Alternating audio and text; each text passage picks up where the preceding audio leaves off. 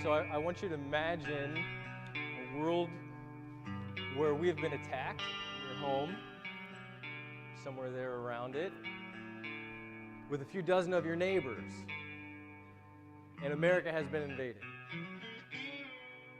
Many cities have been destroyed. Foreign forces are in our soil, and they're hunting you and your neighbors down. You have a baby. That baby's crying. That baby won't stop crying, and your neighbors are looking at you because they know that crying baby will lead those foreign invaders to all of you huddled and hiding. And that baby keeps crying. And those invaders look, and you have a decision. You either quiet that baby down, or you watch you and all of your neighbors die at the hands of those invaders. What do you do? That is a difficult decision. How about another one? What if, instead of something as horrible as this, could you make this decision? Could you make the decision where a train is going down the tracks and it's on course to hit 4 people, and these people cannot get out of the way? They've been tied down or they're in some way incapacitated, such that if the train continues on the course that it's on, it will kill those 4 people. But if you pull a lever, that train will be diverted from its course, and instead it will kill only 1 person. Could somebody make that decision? Could you pull that lever? Could you do that? What about this? What about another decision? So there's a train and it's on a track, and again, there are 4 people, and they are going to be killed by this train. But this train has to go underneath a bridge, and there happens to be a man large enough that if you pushed him, he would be able to derail that train, and although that man would die, you would save the life of the 4 people below. Could you make any of these decisions? Now, here's the thing. There is a right decision and a wrong decision in these questions. These are neat little hypothetical things, and I love thinking about them. It's one of these things that I do when I go running. I was having wings, and this actual conversation came up, which is where this sermon has come from, and I ran for an hour thinking about these wonderful questions. And there's a right answer to these questions. I'm not going to give you the right answer, because what I want you to recognize is that you have to make a decision. In these scenarios, you don't get to not choose. If you decide to do nothing, something still happens. And in all the scenarios, in fact, if you do nothing, more people are probably going to die. You have to choose. You have to choose. In all of the scenarios, the best case scenario is that 1 person dies. The worst case scenario is 4 people die, but in none of the scenarios is everything peachy keen. This is a reality for everybody in life. You have to choose. You don't get to not choose. You are put into situations where you have to make a decision. This is the book of Revelation. I know a lot of people get kind of all caught up in the book of Revelation. I don't want you to get caught up in the book of Revelation. The book of Revelation is really just so simple, y'all. The good guys win in the end. It's just that simple. Okay, so this is what John is saying. He said, look, I looked and I saw 144,000 people, and they were sealed from every tribe of Israel. And then I turned and look, I saw a multitude that no one could count, from every nation, of every tongue, of every tribe, of every people. And they were standing there before the throne of the Lamb. That's Jesus. And then one of the elders addressed me, and he said, "Who are these robed in white? And where have they come from?" I said to him, "I don't know, sir. You are the one that knows." And then he said to me, "These are they who have come out of the great ordeal. They have washed their robes and made them white in the blood of the Lamb." These little thought experiments can be thought of as the great ordeal. That is life. That is the thing that you're doing right now, this thing, this life, right? This is the great ordeal. And these, the one that the elders saw, the one that John saw, who were coming out, they had been washed in the blood of the Lamb. They had been made white, right? What is that? Well, we're not talking about bleaching anything. This isn't a Clorox commercial. We're talking about how they were made holy and pure by the blood of Jesus, by his sacrifice. And so I want you to recognize in these really difficult questions that I ask you is this is the situation that you find yourself, that we all find ourselves in every single day. In situations where there might not be a win, but you have to make a choice. Now you're going to choose. You have to choose. You don't have a choice not to choose. How will you choose? Because your choices matter. Not choosing is a choice in itself. In fact, if you don't choose in these scenarios, you know what happens? 4 people die. All you can do is the best you can do, but what is the best? Is the best that you push somebody over the bridge, that you commit a murder so that 4 people live? How is that the best? Well, these questions that I've asked you have been set up to put you in a situation where you cannot feel comfortable. Because I want you to recognize that life is a whole bunch of situations that aren't going to make you feel comfortable. That's why it's called an ordeal. If it were something other than that, we would call it Disney World. This isn't Disney World. There are no fast passes. You can't get to the head. Today, specifically today, is All Saints' Day. That's why we got the white flag banners up, Paramount's up, because All Saints' Day is this holiday. It's a high holiday. It is a big deal.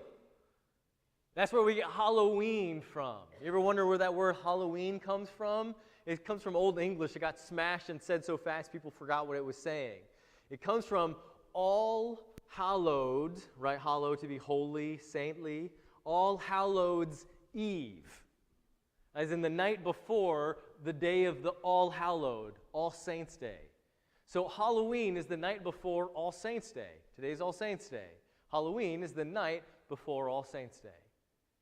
This is a high holiday. We kind of forgot that. Everybody gets up dressed up in ghouls or whatever, but really it's for this day. And what is this day? This is the day that we recognize all of the saints. Now, I'm sure some of you know saints, you know St. John and Matthew and Luke and all those guys. And if you look, there's a saint for everything, right? There's a saint of Kentucky Fried Chicken, I imagine. And if you look, you can find that saint, and you can wonder how it is that he turned regular chicken into extra crispy 11 seasonings and spices. Okay, but the problem with those guys, those big saintly saints, right, those ones, are that they seem so inhuman. Like none of us could ever turn regular chicken into crispy chicken. But All Saints Day is the day that we recognize that we will all be saints. That to get through this, the ordeal, makes us saints. Saints is a word. It just means holy. It just means righteous. It just means clean. All Saints Day is the day that we recognize that the regular among us were saints. And that those who spent their life pointing to Jesus and living the difficult life and making the difficult decisions, they're holy. This is what Paul says about the end. He says, "The trumpet will sound, and the dead shall be raised imperishable, and we shall be changed. Death will be swallowed up by victory." Of course, that's the victory of Jesus. This is what Jesus says about the end. Jesus says, "The Son of Man will send his angels, and they will collect out of the kingdom all of the causes of sin and evil doers. They will throw them into the furnace fire. There will be weeping and gnashing of teeth. And then the righteous will shine like the sun in the kingdom of their Father." So there's this path. There are 2 ways. There is a judgment. You know, maybe you don't want to think about that. Maybe you don't want to talk about that. But there is a judgment. But there is good news about the judgment. Okay, the good news about the judgment is not the judgment. If you or somebody you know is really excited about the judgment day, it's going to go bad for you. I'm just sure of it. And there are, maybe you're one of those who are just really excited. You just can't wait for Jesus to come back because everybody's going to be under his foot. It's just going to be awesome. No, man. No, you do not understand what Judgment Day is. Judgment Day is standing in front of the Lord and recognizing all of the things that he's going to judge us on. Maybe you think, oh yeah, Jesus is coming back. Now that's going to be great because then I get to see all of my friends who died and all my family who died and all my spouse and my siblings and all these people that I love. And it is that. You will see your friends. You will see your family. You will be rejoined with your dead loved ones or your friends, right? It will be. But I tell you, when you get in the presence of God, your friends, your family, your spouse, your siblings will all pale in comparison to this magnificent being in front of you. That relationship that you have with your friends and family has nothing to do with the relationship that you will realize you have with your Lord. It will be overwhelming. God is so awesome. Bring your Depends. You're going to need them because it is going to be amazing. And when you get into that, the reason you need those special underwear is because you're going to get scared. This being is huge and unrealistic. It's just unfathomable. We literally cannot fathom, the Bible tells us, all of God's majesty. Which is why if you're looking for the end and you're all excited and happy for the end times because you just want to see calamity, that's how I know you're on the other side of the line. Because we are all on the other side of the line. We are all going to be judged, and it's not going to be pretty. And if you convince yourself otherwise, then you're the first liar. Because the rest of us are murderers and thieves and sexual deviants and gossipers and idolaters and selfish, greedy, vain little trolls. I'm the first among you.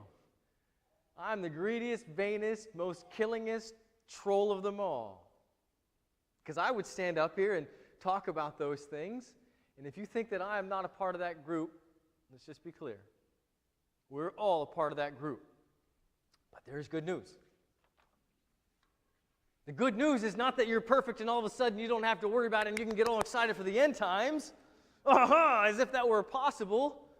The good news is that when that day comes, either when Jesus comes again and we're all hanging around, yeah, it could be now, or when you die, when one of those two things happen, you will meet our Lord.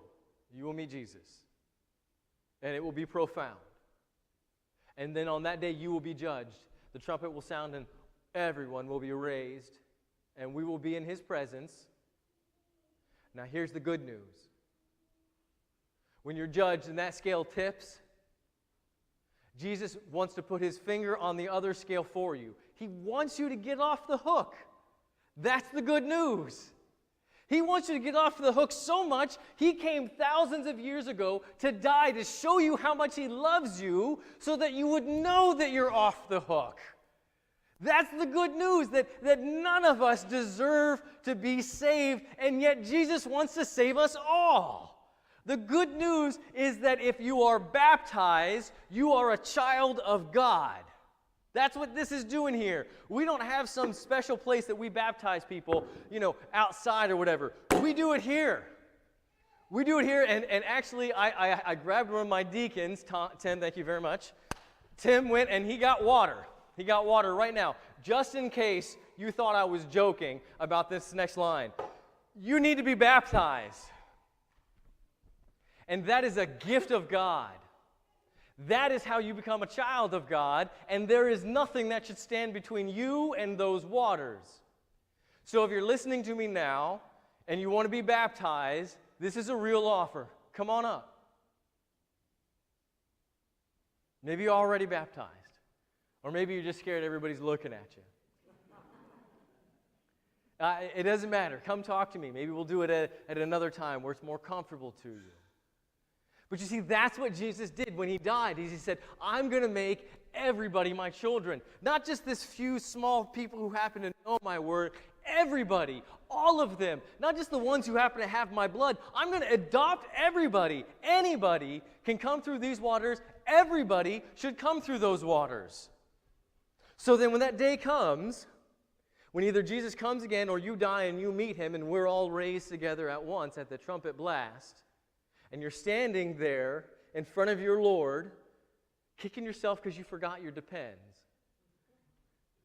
and you're being judged, He's going to hand you the get-out-of-jail-free card. That's what baptism is. Everybody gets it. All people get it. That's why Jesus came. Not for some people, for all people to have. That's why there is no barrier for baptism. Just come on up. That is why all are saints, because we have all been washed in the blood of the Lamb, which happens here in this water. All you have to do is not say no.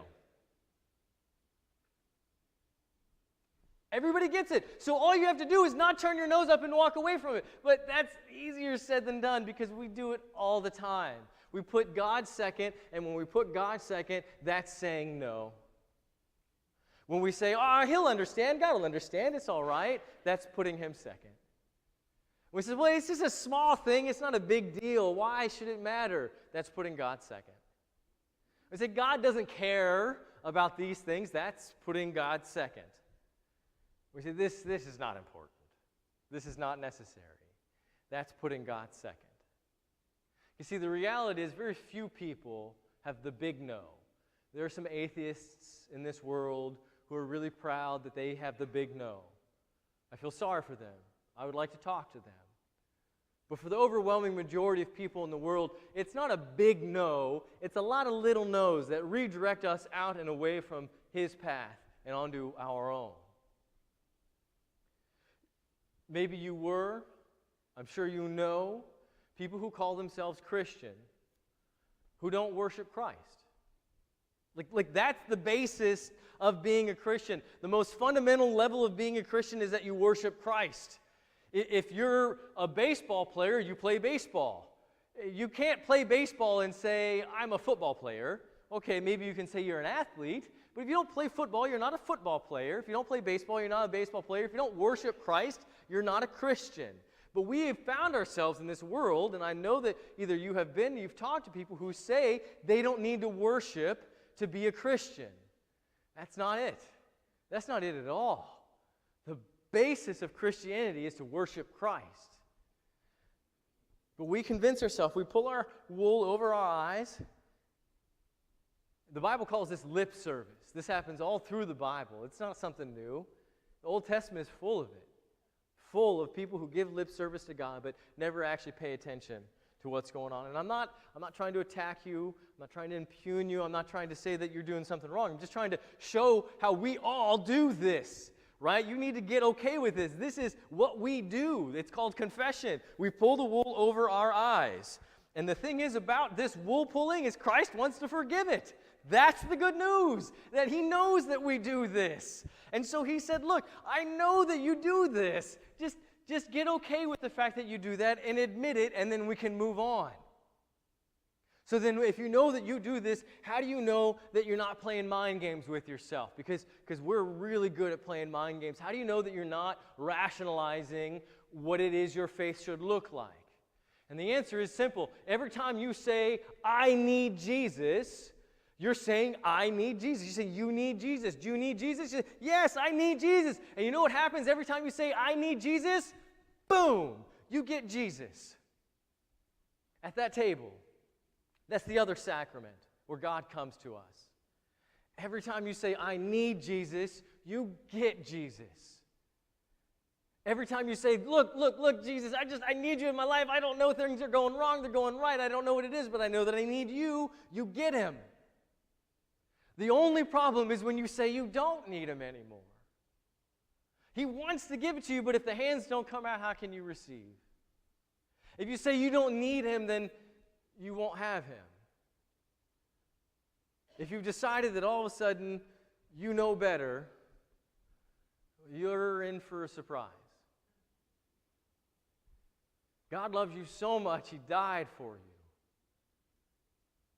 I can't imagine something more profound than someone being tortured and dying for me. And then he says, so that you won't be alone, I'll send my Spirit. We'll develop this thing called the church where you can come and all people can be saints. He died for you so that you might be able to receive this gift of his, and you have it. It is yours. You are saved. You are a sinner. And you are a saint.